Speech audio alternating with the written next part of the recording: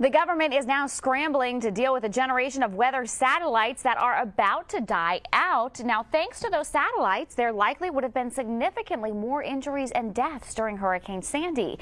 The accurate forecast was made possible by a system of 5 government satellites that orbit the Earth, obviously. The satellites give an endless stream of information on everything from temperature to cloud formations to wind and sea currents.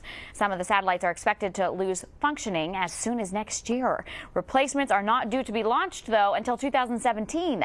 The U.S. Government Accountability Office, or GAO, said that there is a high probability that the satellite system will be less than fully operational for at least 17 months, greatly limiting the ability to predict the paths of major storms. The prediction of the path for Superstorm Sandy would have shown it going out to sea and not hitting New Jersey at all. Well, the GAO primarily faults the National Oceanic and Atmospheric Administration, which operates the satellites in conjunction with NASA and the Pentagon.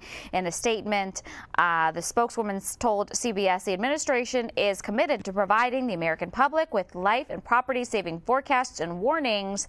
NOAA continues to develop mitigation plans for any potential gap.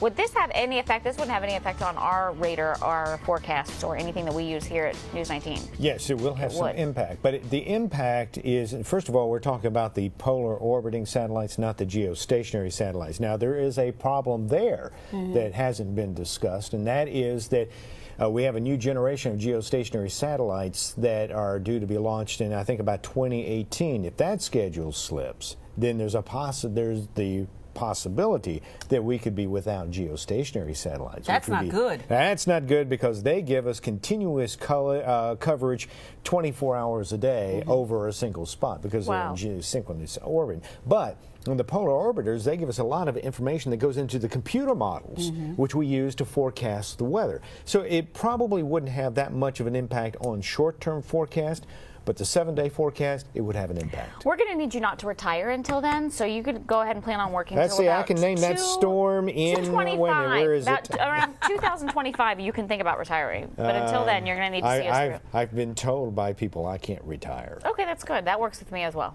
So I guess I'll have to die in office. So anyway, but that's hopefully not going to be anytime soon. Right now, it's not too bad outside. It's 57 degrees here in Columbia, 54 up in Winnsboro, 58 in Sumter and in Orangeburg, and it's 56 degrees in Aiken. Let's take a look at the satellite picture. You can see clouds coming in. These are generally high, thin clouds. We've got some light rain here showing up on some of the radars, but a lot of this is not reaching the ground. But we're going to see the clouds coming through our area. We've got some disturbances moving through the southern U.S. Here's another area of concern over in Arkansas and Oklahoma where they're seeing some snow, but the main storm system is still back in the desert southwest. That's going to be coming this way. It'll impact us at the end of the week.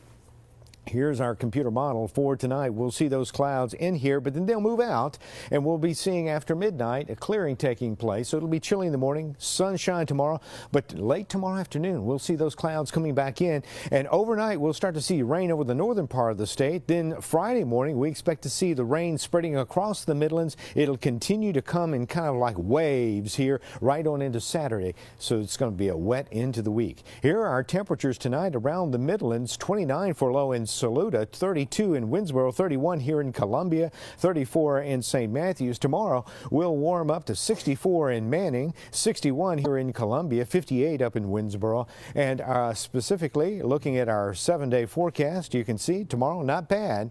But then once we get to Friday, the rain's in place. A chilly day, 47 degrees, the high temperature. That rain continues into Saturday with 56. We'll see a break on Sunday. Then Monday, more rain coming back in with 54, and some of that rain will continue to Tuesday morning with a high of 64. Then we'll see the sun return Wednesday, a high temperature of 63. Darcy? You've asked for your news to be simpler and easier to understand. News 19 heard what you had to say, and today we have started our new look. You've been hearing a new song called This Is Home. It celebrates everything that's good about living here in the Midlands, and all of our on-screen graphics are new as well. They are simple, clean, and clear, and will provide you more information about the stories you're seeing. On the top bar is the information line, where you'll get story information and the name of the person who's speaking. The line line under that lets you see ahead to the next 3 stories coming up in our newscast. And at the bottom, there is another line with scrolling headlines, scores, and information throughout our newscast. We've also color-coded your news.